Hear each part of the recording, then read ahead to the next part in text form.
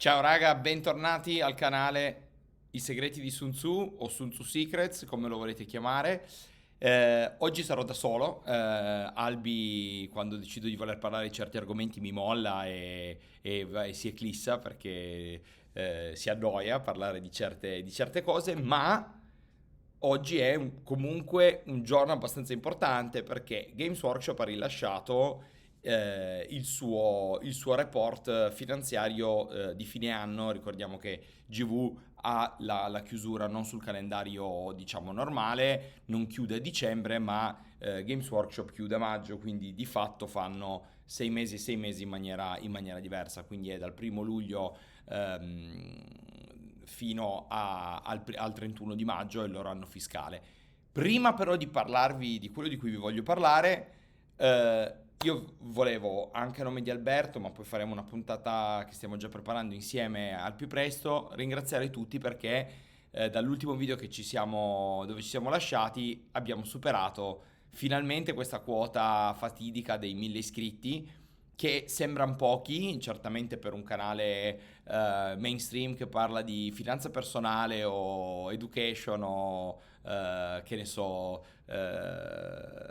politica, che è probabilmente poco, però per una comunità, comunque una nicchia piccolina come Warhammer Old World, un canale fatto solo in italiano, per la community iniziato così un anno fa, quasi per scherzo, è un risultato enorme. Siamo ad oggi, ci tengo a dirlo, il canale numero uno in Italia per Warhammer di Old World. Grazie a Dio ci sono un sacco di altri content creator che ci sono in Italia, i ragazzi di Agile Balzo, Meme, con Warmaster Academy e tutto, ma dedicati a Old World, veramente questo è il canale numero uno e quasi non ci crediamo. Bene, fatto questo momento, siccome è anche uscito Katai, mi sento alla grandissima pronto per un ottimo gong, perché quello di cui parleremo oggi, tra l'altro vi prego di notare Yin e Yang come le sfere di magia di Katai e i draghi, perché voglio dire, io questo l'ho comprato in tempi non sospetti, nemmeno si sapeva che Katai sarebbe uscito, però noi avevamo già comprato il gong. Allora, finite con le stupidaggini, di che cos'è che vi volevo parlare oggi? Allora, come ho detto, è uscito il financial report di Games Workshop, quindi è sicuramente un momento importante perché è chiaro che nessuno di noi, purtroppo devo dire, perché se date un occhio, tutta questa roba è pubblica, quindi non sto svelando niente che non si può sapere. Vi consiglio di andarvi a dare uno sguardo a quanto fanno gli executive di Games Workshop, che è sempre interessante vedere quanto guadagna la gente. Detto questo, purtroppo l'azienda non è nostra, ma quello che è importante è che comunque, volente o nolente, Games Workshop è l'azienda numero uno al mondo per la produzione di miniature fantasy, è la creatrice sia dell'IP che dei regolamenti e dei giochi di cui siamo così tanto innamorati, e quindi sapere che cosa succede nel mondo e in particolare che succede in GV, cosa stanno guardando, aiuta a farci capire perché fanno le cose che fanno, che cosa potrà succedere domani, perché hanno lanciato Katai, magari, e tutta un'altra serie di discorsi che spesso nelle chat in cui sono sentiamo dire: ah, ma GV alza i prezzi, ah, ma che cosa succederà, ah, ma le tariffe, ah, i dazi di Trump, ah, ma questo e quell'altro. Quindi oggi è una puntata incentrata a questa cosa, quindi senza perdere ulteriore tempo, innanzitutto vi volevo far vedere una cosa. Questo è un mio pallino, perché io sono sicuro che tutti voi visitate regolarmente il sito della GV, ma quello che, e lo vedremo perché mi interessa, diciamo, questo tema, se voi andate a vedere un attimino qual è la situazione di Old World in termini di disponibilità a stock di questo prodotto, sarà molto interessante. Ora, tra l'altro, ho sullo store italiano tutto finito di fatto, a parte il BSB a cavallo e a piedi e il manuale, ma a livello di miniature non c'è disponibile più nulla, quindi è finito tutto. L'altra cosa interessante che vi voglio far vedere è cosa succede sullo store americano. Store americano, battaglione finito, fino a ieri sera non c'erano nemmeno le lanterne e lo Shogun Lord. La sentinella katayana anch'essa è out of stock. E quindi praticamente anche qua di fatto tu ad oggi puoi comprare solo il draghetto il BSB a piedi a cavallo, che visto il regolamento di oggi e l'Arcane Journal di Katai non serve assolutamente a nulla, e le lanterne bontà loro, che quelle invece ci sono e se ne usano parecchie. Ma questo è per dirvi che c'è costantemente questa situazione di out of stock che riguarda Old World, ma sono abbastanza sicuro che se noi andiamo a guardare altri esempi, per esempio in Age of Sigmar, secondo me questa situazione si ritrova uguale, infatti non mi sbaglio. Skull Grinder out of stock, Blood Rivers, Skull Reapers, il cannone, addirittura i mastini che sono nuovi, eccetera, eccetera. Quindi sembra essere un po' un problema annoso a livello di disponibilità di stock di Games Workshop. Quindi andiamo a vedere che cosa sta succedendo diciamo, nel mondo GV. E per fare questo andiamo a dare un occhio ai loro conti. Quindi, come ho detto, Games Workshop ha pubblicato da poco il report. Allora, andiamo a vedere due robe insieme che sono, secondo me, abbastanza interessanti. Numero uno, core revenues vuol dire il profitto, i ricavi che l'azienda ha, cioè di fatto bellamente, brutalmente quanto vende. Core vuol dire tutto quello che per loro è prodotto di miniatura, includono anche i manuali, i regolamenti dadi, le cose, magari le sagome, queste cose qua che non sono propriamente miniature, ma fanno parte di quello che per loro è il core business, cioè il gioco, i giochi. 565 milioni di pound, in rialzo di praticamente 70 milioni di pound rispetto all'anno scorso. Ora, sappiamo benissimo che già l'anno scorso GW aveva fatto un anno spaziale, quindi si sta parlando di una crescita su una crescita, stiamo parlando di 70 milioni, ok? Quindi parliamo praticamente di un 13-14% di increase, quindi double digit. Con tutto quello che sta succedendo, è successo soprattutto nell'ultimo semestre, era lecito aspettarsi o comunque possibile aspettarsi una flessione, e invece no. La parte molto interessante sono le licenze, le revenue da licenze, quindi i profitti che GV fa da dare, diciamo, i suoi marchi e le sue proprietà intellettuali a terzi. Di cosa parliamo? Parliamo, sicuramente l'avrete visto, l'episodio che è stato rilasciato su Amazon del 40.000, il fatto che abbiano concluso l'accordo con Amazon per fare, come sappiamo tutti con Henry Cavill, per fare il TV show di Warhammer, tutto quello che riguarda i videogames che già esistono, Space Marine 2, Warhammer Total War, eccetera, eccetera. Quindi hanno quasi raddoppiato. Tra l'altro hanno dei dati molto forti anche a livello di cambio, perché se andiamo a guardare che cosa loro hanno fatturato a cambi costanti, avrebbero fatturato persino di più. Poi hanno perso un po' di competitività con il pound e quindi rispetto alle altre monete, perché c'è stato un sacco di turmoil quest'anno a livello finanziario, e quindi ok. La roba che è sempre scioccante è vedere il profitto operativo che sale da 200 a 260 milioni, quindi più 30 in un anno, mantenendo ovviamente earnings per share altissime e in crescita, chiaramente grazie al fatto che il profitto operativo è in salita, e in più riescono anche a far salire il cash, quindi le riserve liquide pre-dividendi ovviamente, di fatto avevano più soldi sul conto, se così lo posso dire per farlo capire a tutti, rispetto a prima. Ora, giustamente voi mi direte, ma esattamente a noi, che cosa cavolo ce ne frega del fatto che Games Workshop vada così bene? Perché ci dovrebbe interessare? Ci interessa perché un'azienda sana, un'azienda che fa soldi, un'azienda che continua a guadagnare sempre di più, è un'azienda che mette in pista progetti e piani industriali a 3, 5, 10 anni completamente diversi da un'azienda che invece magari sta facendo fatica, deve ridurre la forza lavoro, non è profittevole, ha problemi con lo stock market perché il suo titolo perde valore e quant'altro. Nella descrizione, diciamo, operativa, no? Come che la chiamano? Aspetta, nel report strategico, ci raccontano un pochettino di che cos'è che si occupa GV.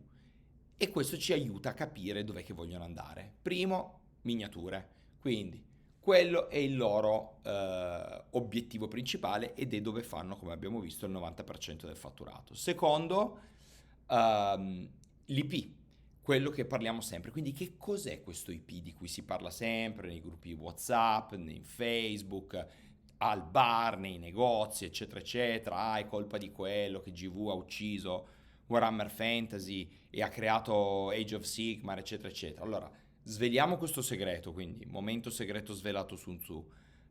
L'IP è l'intellectual property, cioè la proprietà intellettuale di quello che sono gli universi di Warhammer. Quindi loro creano questi mondi immaginari, come scrivono appunto nella loro riga, e ti dicono che questi mondi immaginari ci danno diritto a possedere questa proprietà intellettuale che ci siamo inventati, e per noi diventa un asset. Qualcuno ci vorrà fare un film, qualcuno ci fa un TV show. Oggi Henry Cavill con Warhammer 40.000, ma Henry Cavill è un amante anche del fantasy. Magari un domani vorranno fare qualcosa sul mondo fantasy, che sia House o che sia Warhammer Old World.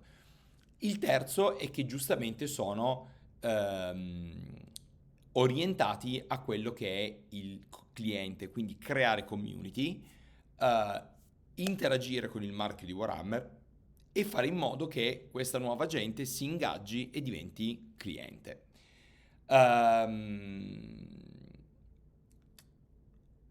E basta, il resto sono poi altre cose che secondo me ci interessano il giusto.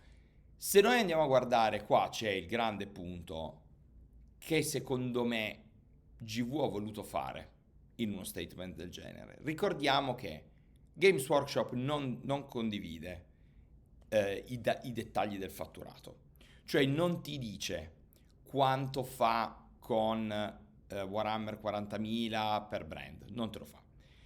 Così come molto spesso le aziende pubbliche tendono a evitare di dare troppi dettagli, perché il mercato poi diventa sensibile a troppe informazioni. Quindi a quel punto lì io so che se quel gioco è stato messo da parte, oh mio Dio, come faranno a fatturare, magari il prezzo scende. Quindi è sempre da tenere in contesto il perché non condividono troppo. Ma quello che noi sappiamo è questo, cioè Warhammer 40.000 è il nostro Grim Dark Space Fantasy, lo sappiamo, Space Marines numero uno.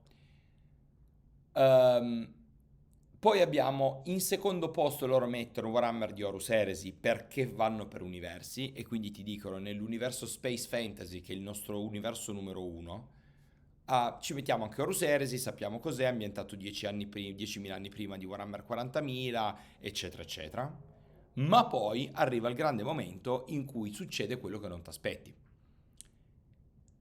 Succede che ti mettono Warhammer di Old World al primo posto, prima di House, dicendoti Warhammer di Old World è il most venerable dei nostri settings, si occupa di seguire gli avvenimenti dei vari imperi, dei vari domini, dei vari regni che ci sono in questo mondo di leggenda, in un mondo fantasy dove tutti fanno fatica a sopravvivere perché insomma arriva il caos, insomma sappiamo di cosa stiamo parlando. E ti dice, è il nostro most venerable perché è nato nell'83, che è l'anno in cui è stata fondata effettivamente il moniker di Warhammer, cioè GV, ricordiamolo, iniziò come licenziatario per Dungeons and Dragons, quindi loro hanno iniziato a fare business in quella maniera, e solo dopo che hanno detto facciamo il gioco nostro, scriviamole noi le regole, perché insomma se lo fa quelli di D&D possiamo farlo anche noi. E quindi è partito andando a prendere la cosa più semplice, cioè l'immaginario fantasy tolkieniano e non solo, e sono partiti da lì. E poi ti metto che Warhammer Age of Sigmar, che è il nostro setting più giovane, ha solamente 10 anni ed è un mondo post-apocalittico dove le forze della morte e della distruzione trionfano, e ci racconta come il bene prova a fare bounce back. Allora, idea mia personale, questo è un grossissimo shift di narrativa. Cioè, se tu leggi che cosa ti dice di Warhammer Horus Heresy? Ti dice che per loro è un prequel, cioè ti dice è Warhammer 40.000, 10.000 anni prima. Quando ti descrive Old World e House non ti dice sta cosa, ti dice una cosa diversa, ti dice il secondo pillar. Poi ragazzi, sapete quanto io amo fantasy, nonostante mi piace e mi affascini anche House, e lo dico per tutti quelli che giocano entrambi. Come sempre noi non abbiamo mai voluto fare nessun tipo di rage o di competizione tra House e fantasy. Mai da dire che forse tu avresti potuto dire, metto prima House e dico che questo è un mondo dei rami mortali, un mondo high fantasy, post-apocalittico, ci sta, perché puoi mantenere la narrativa, racconti tutta la tua storia e poi metti Warhammer di Old World, nato dalle ceneri del nostro gioco più importante nel passato, sì che era stato famoso ma non più, è la storia del mondo che ha preceduto l'arrivo di Age of Sigmar. Potevano fare così e invece non l'hanno fatto. Quindi questo, secondo me, ti aiuta già a capire che cos'è che stanno pensando di fare e perché. Perché poi giri pagina e ti dice, in aggiunta abbiamo altri piccoli brand più piccoli, Necromunda, Blood Bowl, The Lord of the Rings, non menzionano Warcry, assolutamente immaginabile, non menzionano Kill Steam, non menzionano francamente nemmeno Warhammer Underworlds, che mi fa strano perché per quanto piccolo è comunque un progetto che è presente anche ai championships, ai mondiali di Atlanta tutti gli anni, a differenza di Old World, e questa cosa mi ha fatto rimanere molto male, ma vedremo. E questo ci fa capire che davvero non siamo più in una situazione in cui avevamo due giochi che erano House e 40.000. Horus Heresy ha funzionato ed è diventato un trittico. In precedenti interviste GV ha dichiarato che erano alla ricerca di creare un quarto pillar per completare la loro offerta main, dove cioè loro puntano a fare soldi, e Warhammer di Old World è esattamente questo, quindi non è più un Blood Bowl, perché ricordiamoci, quando nel 2019 erano iniziate a uscire le news su ok, Old World torna, i disfattisti cosa dicevano? Sì raga, ma l'hanno dato in mano allo Specialist Design Studio, il famoso SDS. Vero? Sappiamo perfettamente tutto quello che è successo, sappiamo che c'è una fetta del management che era contrario a resuscitare il fantasy per ovvi motivi assolutamente comprensibili, e c'era invece una fetta di management che invece era molto indirizzata a farlo risorgere. Quindi che cos'è che vi voglio dire in tutto questo? Vi voglio dire che queste righe scritte di fatto, e non me ne voglia nessuno che lavora in GV se mi sta ascoltando, GV con questo sta dicendo abbiamo sbagliato. Abbiamo sbagliato a killare un gioco che aveva 40 anni di longevity, all'epoca erano 30 ma va bene uguale, dopo 32 anni noi abbiamo cancellato così, come se fosse stato il più grande errore della storia, ma ricordiamoci che senza Warhammer Fantasy iniziale non ci sarebbero gli Space Marine, non ci sarebbe il Chaos, non ci sarebbero i Chaos Knights, non ci sarebbero Korn, Nargol, Slanesh, Zinch e tutte le cose mutuate dal fantasy originario che sono poi state traslate nel 40.000 e che fino ad oggi se le portano indietro, in giro, che vuol dire che tanto male non vanno. Ricordiamoci che gli stessi identici modelli dei demoni sono stati venduti per eoni da 40.000 e da fantasy all together, quindi ricordiamo che il 40.000 ha anche un debito di riconoscenza nei confronti del fantasy. E con questo voglio dire cosa? Che probabilmente hanno detto, forse devastare così un bel po' di centinaia di migliaia di utenti, hobbisti affezionati, dicendogli, vi diamo un gioco che tra l'altro nessuno voleva, ve lo diamo in una certa maniera anche abbastanza approssimativo per tutti i motivi che sappiamo, non era destinato a uscire così presto, doveva uscire nel 2016 o nel 2017 al più prima, poi per vari motivi vari ed eventuali che possiamo assolutamente tutti quanti immaginare, la scelta era stata poi quella di anticipare l'arrivo di House, che infatti è stato lanciato comunque mezzo monco, perché non c'erano i punti, non c'era questo, non c'era uno schema, c'era una beta che hanno tirato fuori dicendo vabbè, reimbasettate, intanto lanciamo gli Stormcast Eternal, ok? Quindi è andata in quella maniera lì e ti stanno dicendo non è così. Noi abbiamo capito che il setting fondamentale è Warhammer di Old World. Poi il gioco chiaramente è meno appealing di tanti altri, sicuramente degli skirmish a base tonda. Dicono anche un'altra cosa molto interessante, ma questo probabilmente lo dicono dopo, o forse prima. Aspetta un attimino che ve lo vado a prendere, non lo dicono, assolutamente lo dicono dopo. Sì, scusa, voglio solo essere sicuro di non perdermi nulla, sì, lo dicono dopo.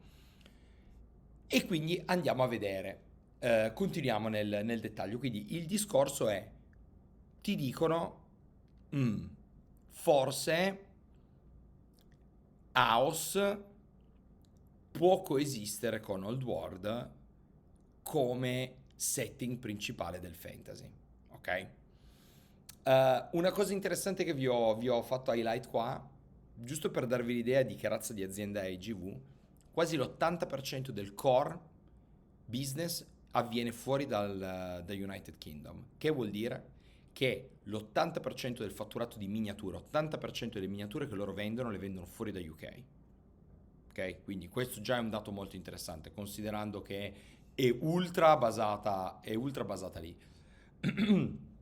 A livello di retail, a livello di vendita, scusatemi, loro hanno tre canali di fatto: i negozi di proprietà, l'online e gli affiliati, quindi diciamo i negozi, quelli che loro chiamano trade, cioè il negozio indipendente che ha i prodotti di Warhammer. E qua io devo fare un grande applauso a GV. Io lavoro nel mondo del retail anche. Una delle grossissime sfide è quella di rendere i negozi monomarca profittevoli. Perché il retail è molto costoso se fatto in una certa maniera, ma è anche una miniera d'oro se fatta bene. Cosa stanno facendo loro? Hanno su 570 negozi totali che loro hanno in 24 paesi, ne hanno 424 che li chiamano low cost, bassa metratura, solamente una persona che ci lavora dentro, che è di fatto lo store manager. Tra l'altro esattamente come è qua a Manhattan, che tu diresti minchia, Manhattan, New York City, assolutamente no, una persona. Più hanno 146 che sono più grandi. L'altra cosa interessante, a livello trade, hanno fatto i pazzi, hanno 8100 negozi indipendenti, praticamente 1000 porte in più rispetto all'anno prima, in più di 70 paesi, quindi praticamente hanno una copertura grosso modo totale, e lì è il lavoro che loro fanno costantemente di andare a reclutare nuovi negozi a cui vendere le miniature. L'altra cosa di cui vi volevo parlare è questa. E qua mi ci voglio fermare un attimo perché, come dicevo prima, oddio piove, governo ladro, ama GV, è il male assoluto. Allora, è il male assoluto? Vediamolo. GV è sempre stata cara, ok? Io gioco dal 2003 e dal 2003 che sento dire che i pezzi Warhammer, GV, gli aumenti prezzi, eccetera, eccetera. Lasciamo perdere. Guardiamo che è successo dal 2016 al 2025. In bianco vedete la parte dello share price e la parte grigia sopra è il dividendo. Per chi non è ferrato, molto semplice. Share price vuol dire il prezzo dell'azione, quindi se tu vuoi comprarti un'azione della Games Workshop, quanto costa? Sull'asse di sinistra vedete il prezzo, diciamo che, non lo so, adesso compariamo il 2025, siamo a 150 pound per stock. Se io guardo il 2016, così facendo a occhio una cosa, era probabilmente intorno ai 10-20 pound, 10 pound, qualcosa del genere. Quindi, giusto per farvi capire il valore dell'azione, quanto è salito in 10 anni, ok?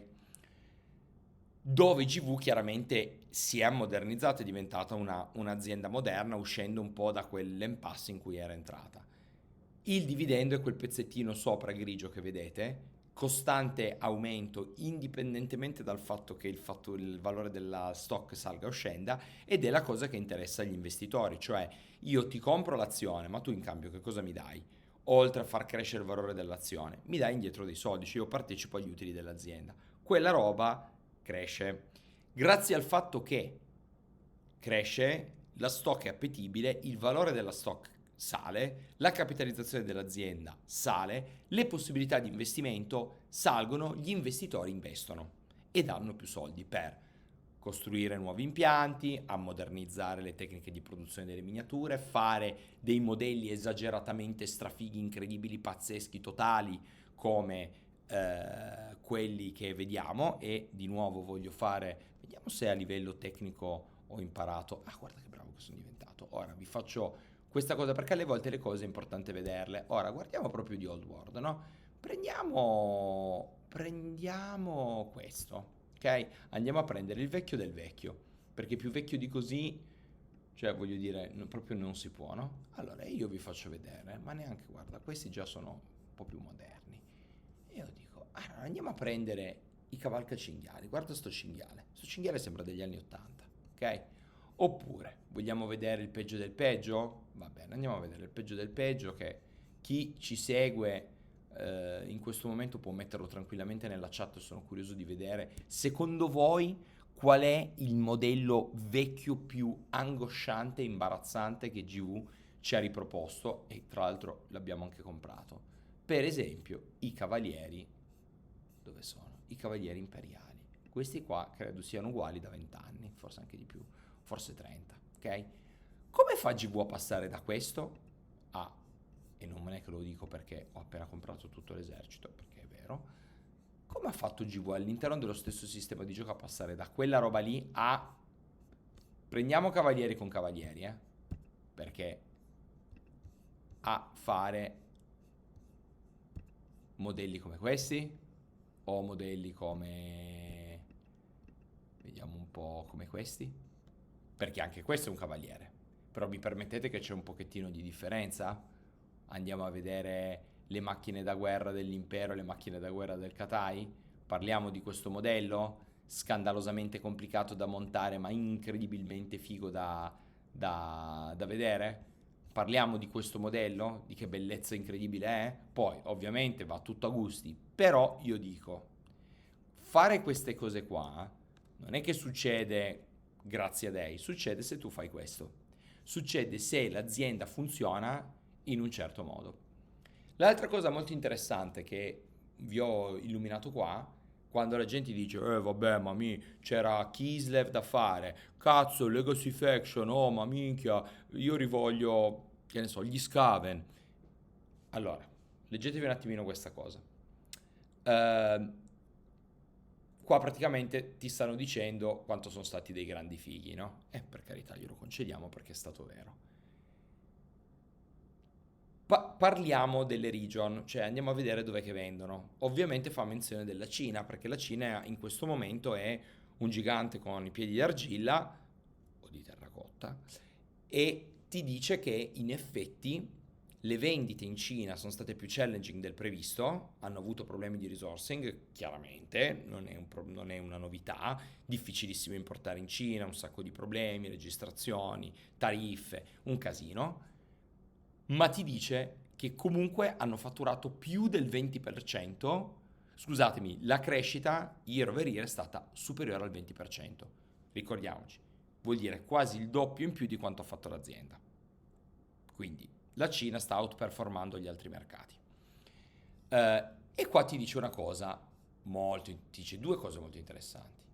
Avremmo dovuto supportare questo mercato molto prima e molto più velocemente. Il potenziale che vediamo è certamente maggiore, ma ora siamo assolutamente pronti.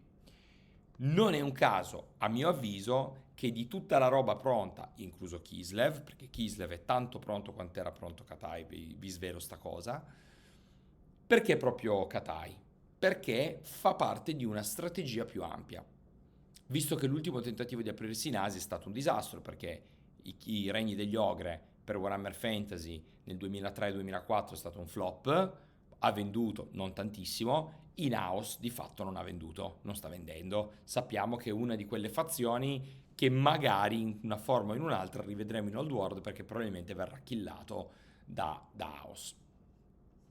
Poi ci riparla di quanto fighi sono stati con Warhammer 40.000, chiaramente tre quarti delle note sono su Warhammer 40.000, ci mancherebbe. Vediamo se qua che parla... Ecco, questa è un'altra cosa interessante. Che bello, ho preparato il deck prima, ho detto così illumino le cose e poi non le ho illuminate. Ehm, Altra cosa interessante, qua ti dice al di fuori delle miniature noi ci focalizzeremo sui videogiochi, come abbiamo detto. Ovviamente 40.000 per primo, ma at the same time cercare partner per estrarre il potenziale anche dell'IP di Age of Sigmar. Perché? Perché dire questa cosa?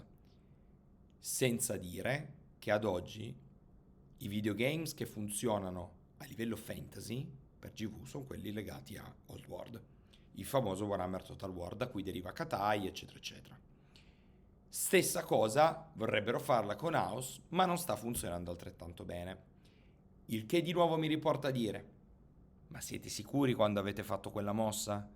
Che davvero anche la popolazione più giovane sia davvero così tanto più interessata a un setting come quello di House rispetto a un mondo fantasy più classico, un po' più tolkieniano, ma non solo, come invece potrebbe essere Old World.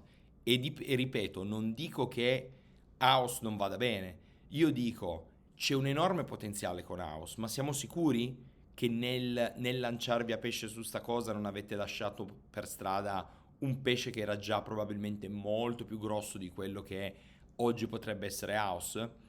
Perché io ve la lascio come provocazione, mettetelo nei commenti, tra l'altro iscrivetevi e mettete like se non l'avete fatto. Se avessero dato, se oggi Old World fosse il sistema di riferimento e quindi non fosse obbligatorio per forza renderlo così complicato, ma snellissi un pochettino il gameplay per renderlo un pochettino più semplice, ci vanno 5 minuti. Continua a produrre a livello qualitativo le miniature che hai già. Immaginati tutti i modelli più fighi di House prodotti in 10 anni messi sul fantasy. Siamo sicuri che Old World venderebbe così tanto meno di quanto vende House?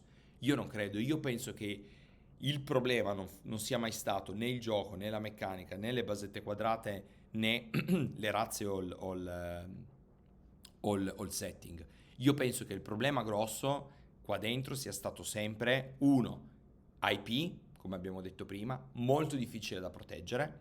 Come fai a proteggere alti elfi? Come fai a proteggere orchi e goblin? Perché sono tutte cose non proteggibili da un punto di vista di IP. Tu non puoi mettere un trademark su una parola di dominio pubblico perché non lo puoi fare, ci sono degli organi di controllo. Ma invece io posso dire che è mio, lo Stormcast Eternal, che cos'è? Non è niente, una roba che mi sono inventato io. Le figlie di Kane, chi sono? Nessuno. Le streghe fanno parte dell'immaginario fantasy o comunque esoterico dell'umanità. Il Katai è chiaramente un'espressione della Cina, ma creando un nome a parte e creando delle cose, diciamo, esclusive, sta iniziando a prendere le distanze da quella roba. Kislev è un'altra cosa che puoi fare IP su quella roba lì, ma l'impero dell'uomo non puoi, perché impero può essere l'impero romano, l'uomo è l'uomo, i nani sono i nani, sono già stati inventati e sono di dominio pubblico. Quindi questo è sicuramente un punto importante che però ci fa capire che, certo, House ha fatto ottimo, ma non ha avuto questo effetto di cancellare completamente tutto quello che è arrivato prima. Motivo per cui hanno deciso, di fatto subito, di riportare in vita Warhammer Fantasy, perché ricordiamo, loro hanno annunciato a ottobre 2019 che Warhammer tornava e praticamente 4 anni dopo averlo ucciso. Ma se tu lo annunci non è che l'hai deciso il giorno prima, vuol dire che è almeno un anno e mezzo che ci lavori, quindi vuol dire che dopo la prima edizione di House, loro hanno capito, osservando probabilmente gli analytics, che la gente che compra House non è la stessa che comprava Old World, e hanno detto cazzo, qua abbiamo fatto una minchiata. Avremmo dovuto fare 2 giochi, ma all'epoca non potevano farlo e ci arriviamo. Una menzione che poi volevo farvi è chiaramente sul discorso dei dazi. Secondo me loro sono stati molto molto furbi, perché di fatto con questa nota loro dicono non abbiamo intenzione di farci impattare troppo dal discorso delle tariffe, chiaramente esiste, probabilmente l'anno prossimo il nostro gross margin verrà impattato da questa cosa, ma anticipiamo circa un 2% massimo di impatto reale, perché vogliamo lavorare sulle efficienze. Ok, sono già un'azienda efficiente, però vi faccio ragionare su come Games Workshop sta ragionando. Cioè ti sta dicendo difendo la crescita della mia azienda, difendo il posizionamento, difendo il prezzo, difendo diciamo, l'efficacia di soddisfazione della domanda, creando efficienze, e ci siamo già mossi prima, perché dopo ti spiegano che stanno aprendo nuove factory, tutta roba che già sappiamo, quindi stanno potenziando tutta questa roba. E in più ti dicono quanto sono fighi ad aver aumentato gli stipendi, eccetera, eccetera, dicendoti sempre mettetevi il cuore in pace perché il retail price aumenterà.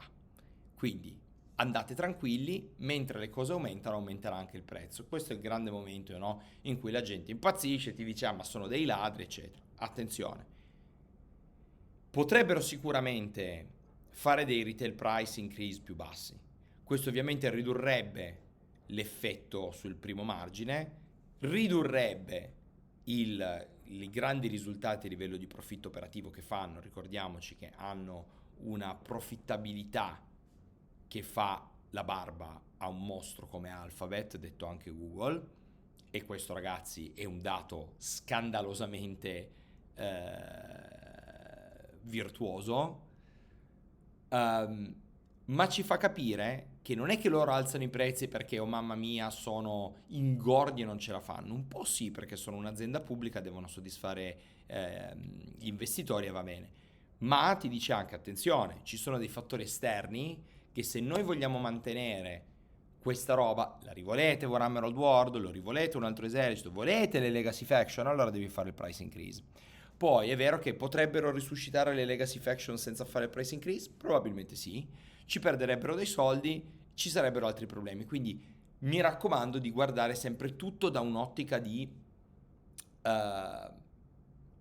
olistica, ok? Bisogna guardare le cose da un problema, diciamo, da un punto di vista più ampio. Sicuramente poi GV è di fatto un'azienda che fa il lusso delle miniature, perché di miniature fatte anche da aziende strutturate ce n'è tante, ma la qualità è più bassa, quindi loro ti dicono, voglio essere l'Hermès della situazione, no? Hermès se devo fare un paragone con la moda, dove la roba comprala subito perché poi va out of stock e poi ci pieghi un po' a riaverla, cosa che è esattamente successa con Warhammer Old World. Ricordo, io sto aspettando ancora gli scorpioni dei sepolcri e gli sciami dei sepolcri nuovi che sono stati riscolpiti. Praticamente sono andati out of stock dopo 2 mesi che è stato lanciato il gioco, è passato 1 anno e mezzo, ancora non ci sono. Quindi è comunque lusso, quindi il prezzo deve riflettere questa cosa. Quindi da una parte mi viene da dirvi, ragazzi, cioè dai, non lamentiamoci per il gusto di farlo. Ora, quello che mi interessa dirvi qua è però settare le aspettative, cioè vi ho detto Old World viene prima di Age of Sigmar, eccetera. Sì, però qua che è un po' diciamo, l'analisi di come sta andando il loro core business, quindi abbiamo detto le miniature, non fanno menzione di Old World. Quindi fanno menzione ovviamente del 40.000, ma ti fanno anche menzione del fatto che a luglio hanno lanciato la 4ª edizione di House dell'anno scorso e quindi ti parlano ovviamente di 40.000 e di House, non ti parlano né di Horus Heresy né di Old World, quindi ricordiamoci comunque i due giochi che fatturano di più sono quei due. Però aggiungo una cosa. Cosa dicono qua? Molto importante, che credo sia sfuggita a un po' di persone che hanno letto. E mi immaginavo che a leggerlo bene avrei trovato qualcosa. Come parte della nuova edizione abbiamo introdotto una versione del gioco più piccola, più veloce, chiamata Spearhead, perfetta quando non hai tempo per fare una partita intera e per iniziare un nuovo esercito. Dunque, i primi segnali mostrano che è popolare negli hobbisti. Attenzione anche qua. Games Workshop non può e nessuna azienda pubblica lo fa. Non ti dà troppi insight di quello che succede dentro. No, loro da fuori ti devono dire è tutta alla grande e dare la migliore fotografia possibile a tutto questo. Qua dentro non ci hanno detto che la quarta edizione di Warhammer Age of Sigmar è stata un successo, perché avrebbero potuto scriverlo. Avrebbero potuto dire questa roba è stato un totale successo, perché vedi come lo fanno, no?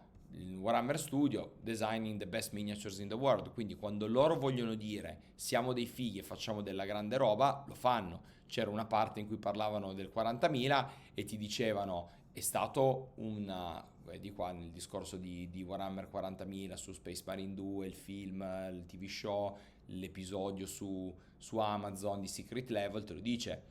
Popular animation, secret, we have more visitors to our own store at that time and we sold product related, bla bla bla. Quindi,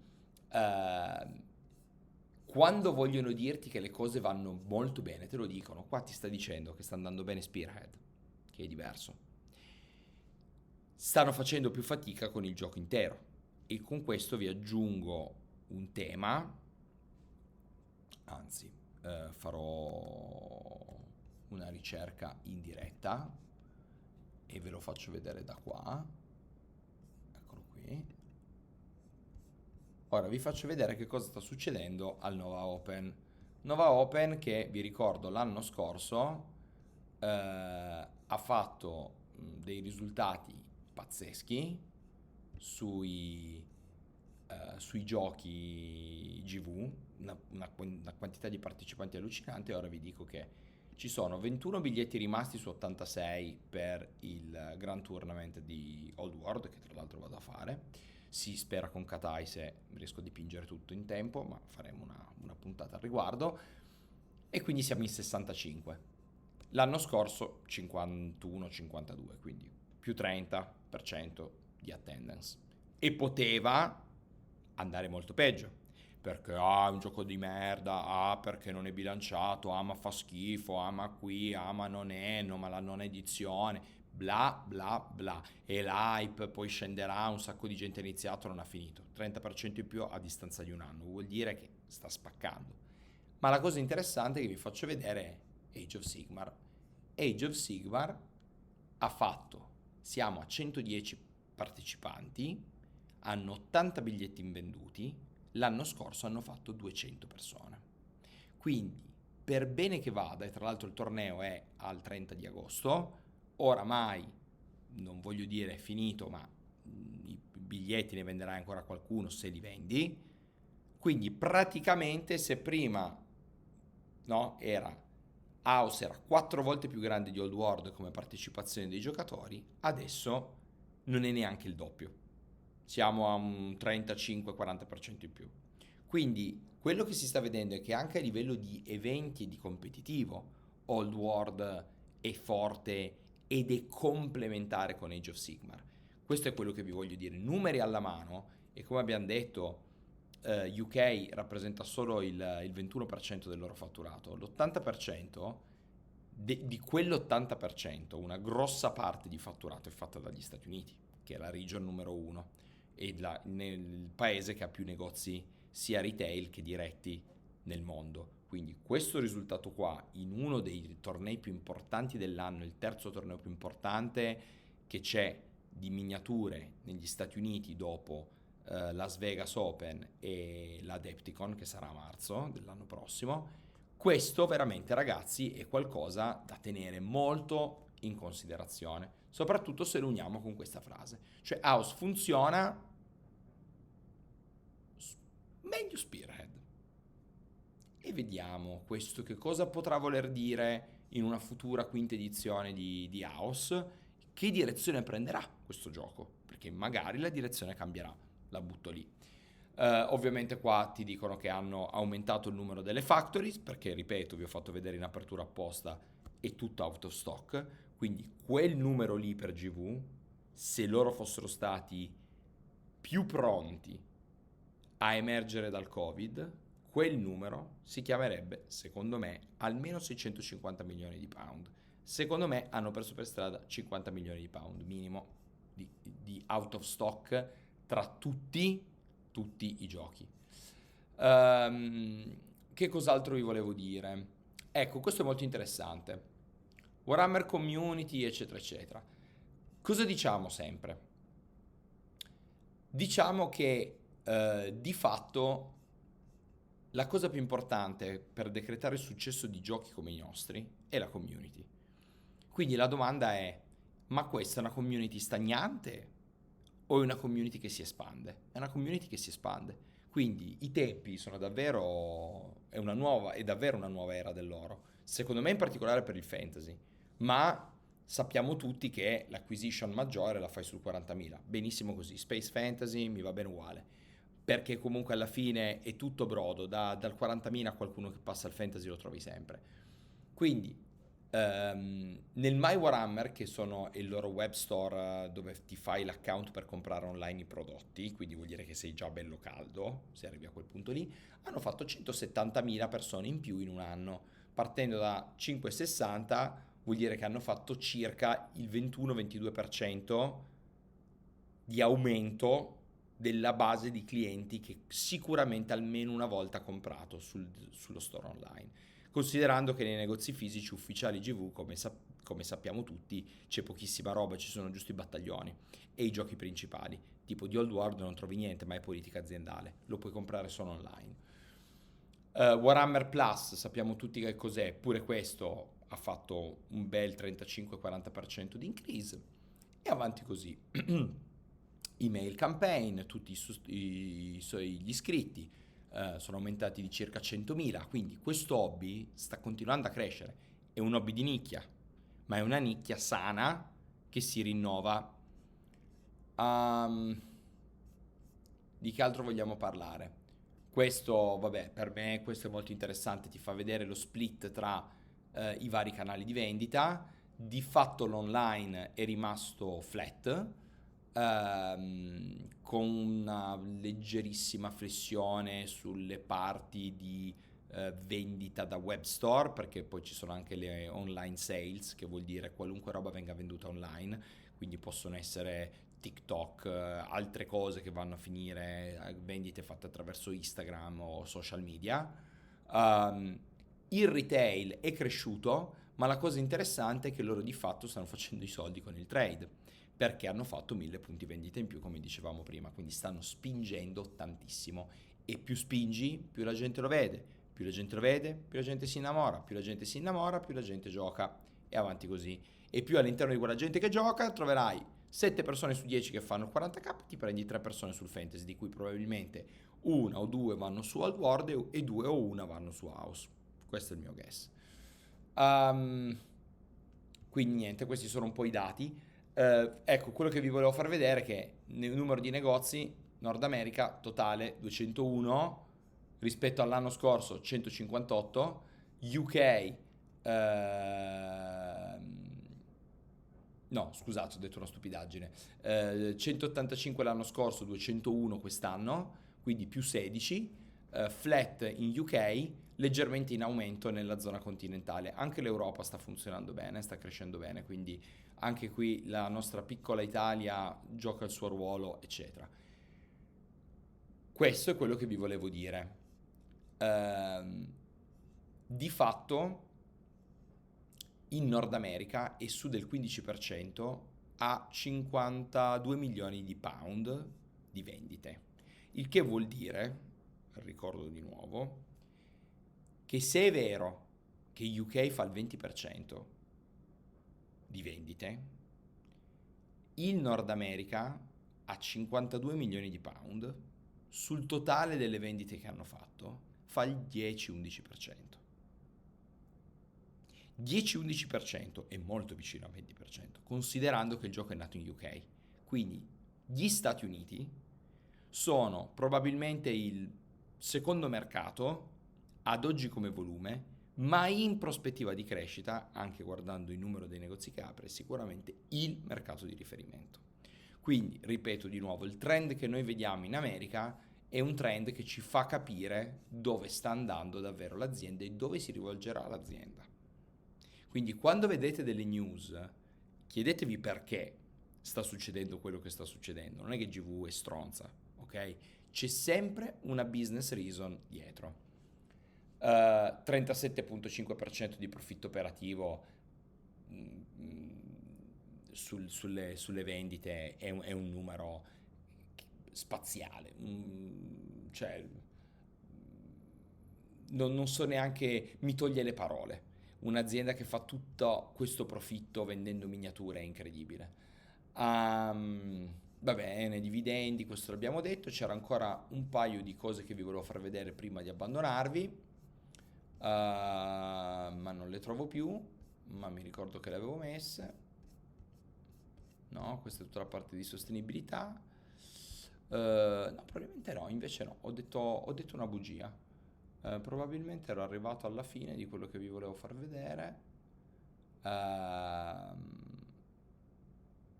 No. Mm.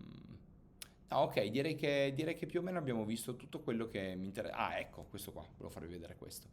Ehm,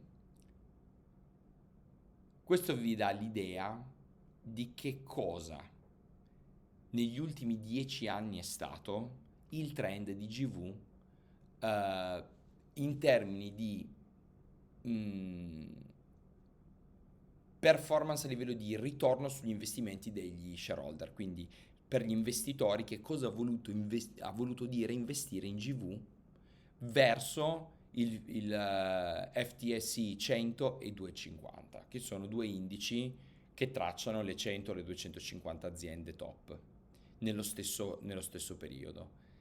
Um, e hanno scelto il 250 perché contiene più aziende che sono comparabili a livello di size verso GV.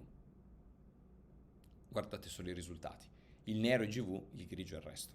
Cioè il livello di ritorno e di remunerazione che tu hai con un'azienda come questa è qualcosa, devo ammettere, che raramente mi è capitato di vedere anche a me nel mondo del business. Quindi io devo dire grandissimi complimenti a GV. Questo ovviamente non vuol dire che come azienda votata al profitto alle volte faccia delle scelte assolutamente, assolutamente discutibili, difficili da difendere alle volte, però se guardiamo appunto i dati finanziari è veramente qualcosa di pazzesco, veramente pazzesco. Ora, la cosa che mi interessava farvi vedere è questa qua, cioè ecco qui. Questo ehm, sono a livello trade quanto vende per paese GV. Ecco qua quello che vi dicevo. Nord America 150 milioni, ok? Nord America include, per referenza vostra, Messico, Stati Uniti e Canada, sempre così. UK e Continental Europe 153. Quindi UK, cioè praticamente EMEA, non c'è Medio Oriente perché non penso sia distribuito in Medio Oriente Warhammer, ok? Gli Stati Uniti fanno tanto quanto fanno UK, che è il posto dove è stato inventato, più Europa. Retail, quindi sui negozi affiliati. A livello retail, cioè negozi di proprietà, non ne parliamo nemmeno. Cioè, by far è il numero uno, nonostante UK abbia quantomeno la stessa, come si dice, footprint, cioè abbia un numero di porte e di negozi simile. Gli Stati Uniti, non dico che fanno il doppio, ma fanno un buon 50% in più, quasi 40 e rotti per cento in più. Quindi questo molto interessante. L'Asia è la grande opportunità, motivo per cui hanno fatto Katai. A livello di online, e anche questo ti distrugge, ma questo è assolutamente più che noto, il Nord America ti distrugge da tutti i punti di vista. UK 17 milioni, impressive, ma 30 milioni solamente gli Stati Uniti. Quindi questo è per dire che quando vai a fare, eccolo qua, i calcoli per benino, ti rendi conto che è tutto cresciuto, ma gli Stati Uniti dominano questa cosa. Quindi tutte le volte che pensate, date un occhio, dite come vanno i tornei, date un occhio a cosa succede in America. Quindi seguite i nostri tornei, farò delle live, farò una copertura, spero di riuscire a incrociare qualcuno di GV al Nova come ho fatto a Las Vegas.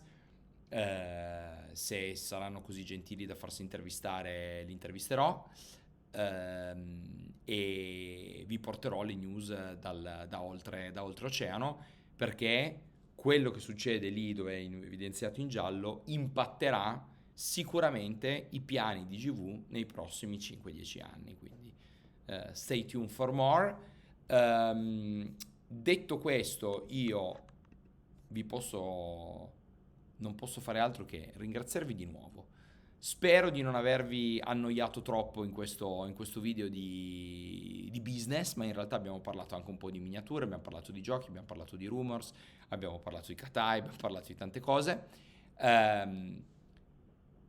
Quindi è un periodo d'oro, godiamocelo, giocate a qualunque cosa vogliate, basetta tonda, basetta quadrata, basetta triangolare, no basetta, fate come volete, ma ricordatevi sempre fantasy, che fantasy è meglio. Ciao a tutti, ci vediamo alla prossima.